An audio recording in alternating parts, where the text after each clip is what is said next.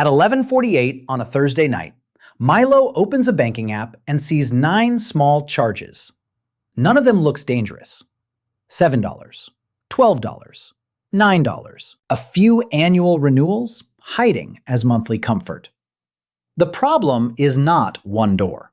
The problem is that every door is already open. This is not a lecture about never buying joy. A movie app can be worth it. Music can be worth it. Cloud storage can be worth it. The trap is quieter. A subscription changes one question into another. Instead of asking, "Should I buy this today?" the account keeps asking, "Why have I not canceled it yet?" This story follows one fictional composite household and one fictional composite worker. The apps, prices, and doors are illustrations. The sources describe subscription awareness, recurring billing rules, and cancellation problems. They do not prove that every subscription is waste, and they do not replace personal financial advice. Before he itemizes anything, Milo guesses, maybe $40 a month. He can name the obvious 4: streaming, music, cloud storage, and the delivery membership. He feels almost responsible. Then he opens the card statement and realizes the other 5 did not disappear. They only stopped needing his attention. C+R Research asked consumers to estimate subscription spending, then itemize it later by category. The average quick estimate was $86 a month. The itemized average was $219. That gap is the whole story in miniature. The account knew, the person did not. The same survey found many consumers said recurring subscription charges were easy to forget. That does not make people foolish. It means the payment system is doing what automation does best. It removes friction after the first yes. Convenience becomes a machine that keeps saying yes when the person has gone quiet. Door 1 is the video subscription. It began as a weekend reward. Then a price increase arrived inside an email he never opened. Then another show ended. Then 2 months passed with one half-watched episode. The charge stayed polite. That is its strength. It never looked large enough to deserve a household meeting. Door 2 is music. This one is not fake value. He uses it almost every day. The audit does not automatically cancel it. It asks a better question. If this charge is worth keeping, what does it replace? A good subscription should have a job. A vague subscription only has a place to hide. Door 3 is cloud storage. At first, it protected photos. Later, it protected screenshots, duplicates, documents, and the feeling that nothing should ever be deleted. The subscription is partly storage and partly anxiety. Milo keeps it for now, but he names the reason. Naming the reason changes the relationship. Door 4 is the delivery membership. It promised saved fees. It also made ordering feel prepaid, which made ordering feel cheaper. The fee was only one layer. The bigger cost was the behavior it made easier. Some subscriptions do not take the money directly. They lower the gate for the next purchase. Door 5 is the fitness app he joined in January. It still sends encouragement. He has not opened it since March. The charge is not about fitness anymore. It is a tiny monthly tax on the version of himself he planned to become. Canceling it feels like admitting defeat, so the card keeps paying for hope. Door 6 is the news subscription. This one is complicated. Civic information matters. Good journalism costs money. But his actual use is 2 articles a month and a guilty scan of headlines. The audit does not ask whether the category is noble. It asks whether this specific charge still matches his life. Door 7 is identity monitoring, added after a data breach notice. It calmed him for a while. Then it became part of the wallpaper. Maybe it is worth keeping. Maybe not. But fear is a terrible subscription manager. Fear tends to renew everything because it cannot tell the difference between protection and ritual.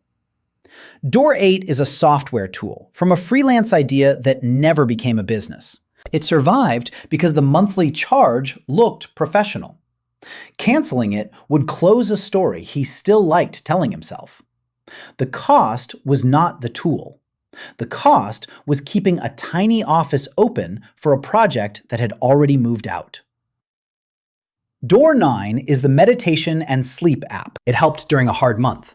Now, he sleeps without it. But the charge remains because canceling a healing object feels ungrateful. That is how some costs survive. Not because they are useful today, but because they were kind to an earlier version of you. Monthly math is too small for this kind of leak. Milo writes the charges across 10 years. $10 a month becomes $1,200 before price increases. $20 becomes $2,400. 9 doors do not need to be dramatic. They only need time, permission, and a card that still works. A price increase rarely arrives like an emergency. It arrives as a polite email. It says, the service is improving. It says, nothing needs to be done. That phrase is the most expensive part. Nothing needs to be done. In subscription life, inaction is not neutral. Inaction is authorization wearing slippers. The annual charges are worse because they hide in memory. Monthly charges make a pattern. Annual charges wait like floorboards. One renews in April, one in August, one right before a holiday weekend. By the time he notices, the money is gone, and the next decision is pushed a year away. One door began as a free trial. He remembers the week, not the renewal. That is the trick. The trial felt like testing. The renewal felt like background. By the 3rd month, the service had become furniture in the account. Nobody buys furniture every 30 days, but the card was doing exactly that. He checks the card statement, then the phone subscriptions page, then email receipts, then the App Store account. Each place tells a different piece of the story. The list does not appear in one heroic dashboard. It has to be excavated. Subscription creep survives because the evidence is scattered. Shared subscriptions create a strange ownership problem. The person who signed up may not be the person who uses it. The person who pays may not be the person who would miss it. Milo writes owner, user, payer, and review beside each door. Suddenly, a household cost becomes a small governance system. For a minute, he imagines getting the money back. A decade of tiny refunds, a clean reversal. Then he lets that fantasy go. The point of the audit is not to punish the past into returning. The point is to stop the next quiet decade from being pre-authorized by a version of him who was not watching. One cancellation takes 2 minutes. That makes him angry in a new way. If it was this easy, why did he pay for 8 extra months? Then the anger becomes useful. He writes down the lesson while it is fresh. Easy later is still expensive if later never gets scheduled. Another cancellation is not easy. It asks him to call during business hours. It sends him through a menu. It offers a pause, then a discount, then a reminder of benefits. This is where the audit becomes less about discipline and more about stamina.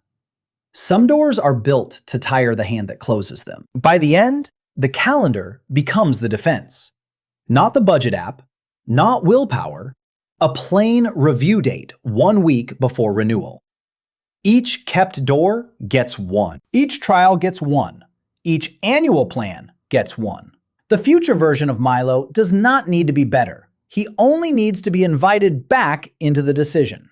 Then comes the part nobody budgeted for, leaving. One service asks for a login he cannot remember. One hides cancellation under account settings.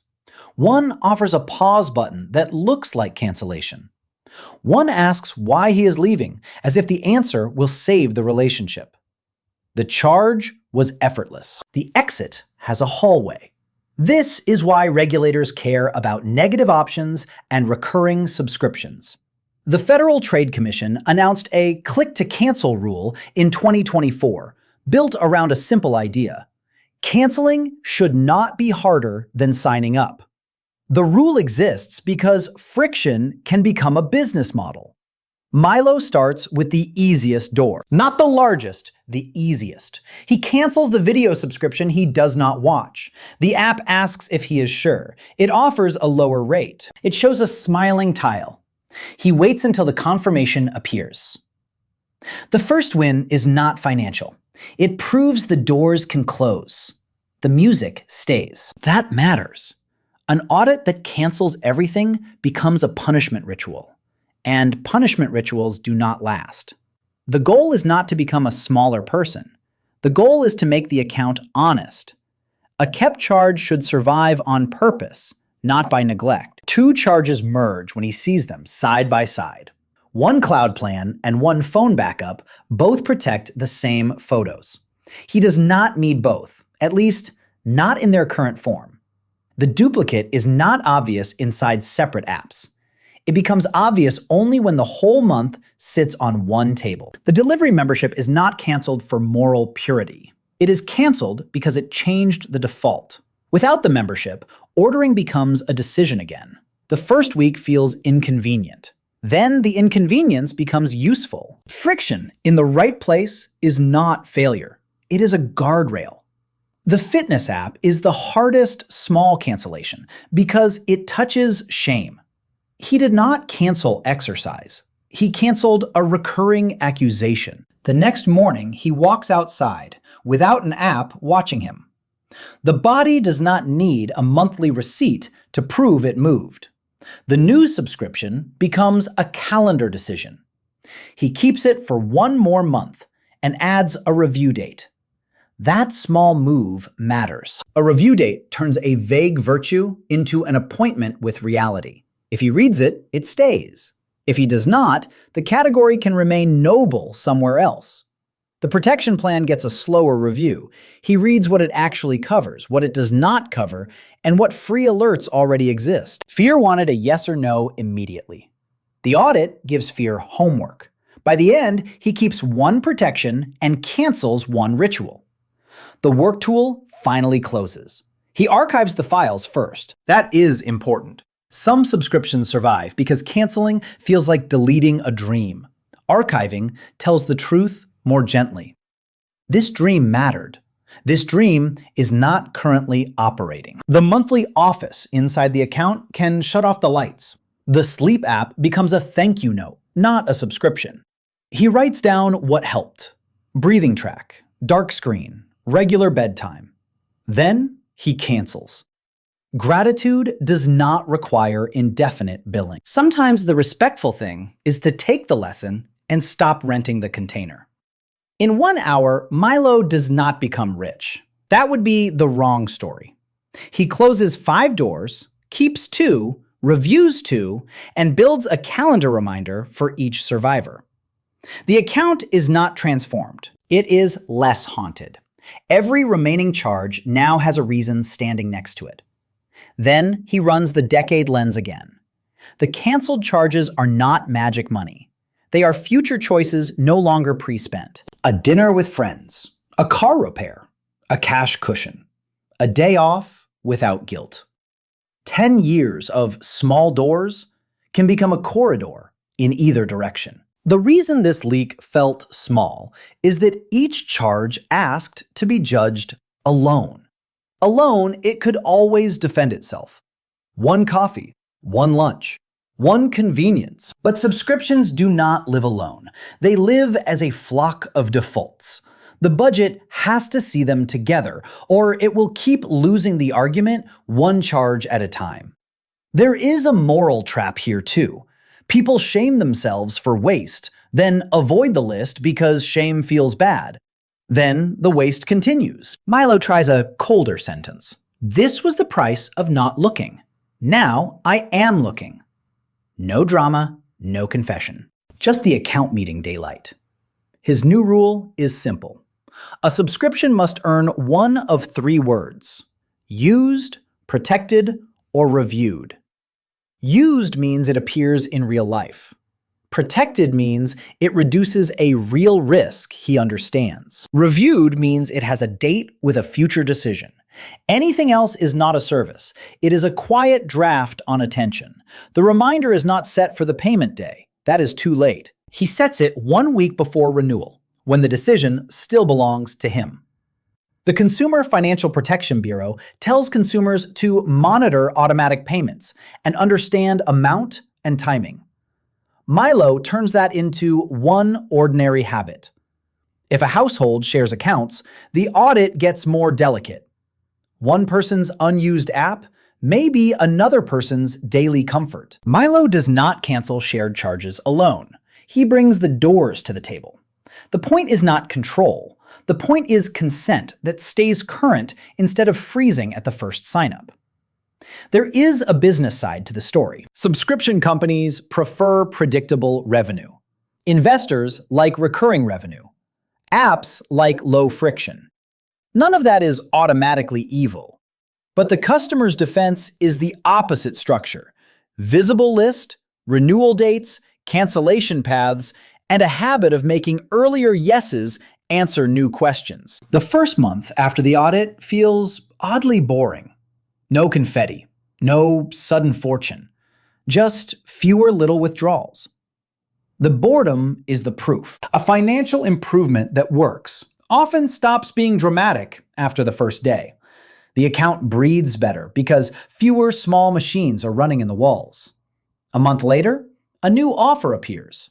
Free for 7 days, premium for less than lunch. Cancel anytime. He almost clicks because the default reflex is still alive. Then he asks the new question. Where will this door be in 10 years if I stop looking? He does keep some subscriptions. That is the mature ending.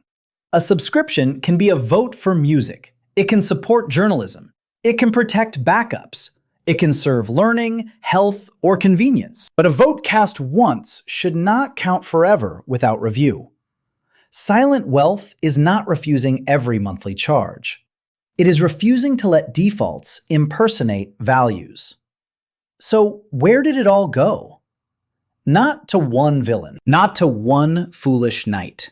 It went through 9 small doors, each too reasonable to start a fight. It went through former intentions. It went through stale hopes. It went through convenience, fear, gratitude, and a decade of nobody asking again. The money did not vanish. It followed permission. Milo leaves one blank door on the table, not for a service, for the next yes. He knows there will be another trial, another upgrade, another annual plan that sounds harmless tonight. The win is not a perfect account. The win is remembering that every little door needs a way back out.